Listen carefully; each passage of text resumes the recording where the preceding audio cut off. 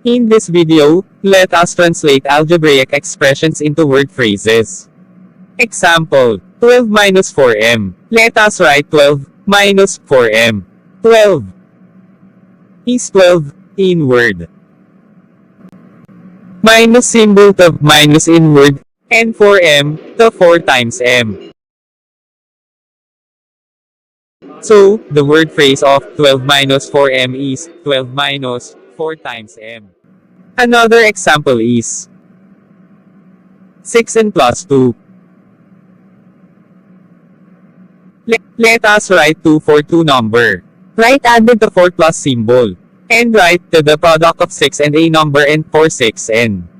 So, the answer is 2 added to the product of 6 and a number n.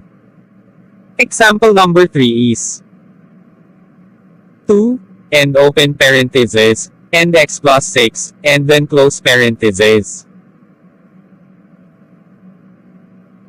In this algebraic expression, let us write twice for 2. The sum of x and 6, 4x plus 6. So, the answer is twice the sum of x and 6. Translate these word phrases into algebraic expressions. Number 1. 5 more than x. Number 2. 6 times the sum of 12 and t.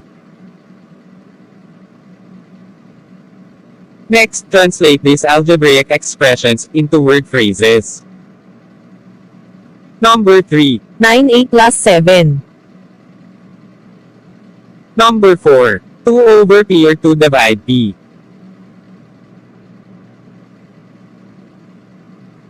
I will give you 5 minutes to answer.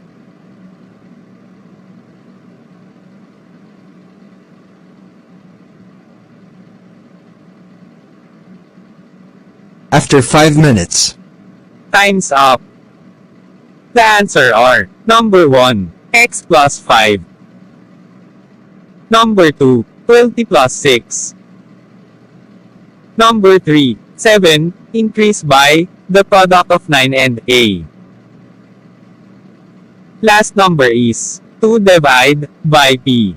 That's all guys. Hope you learn it. Thank you for watching.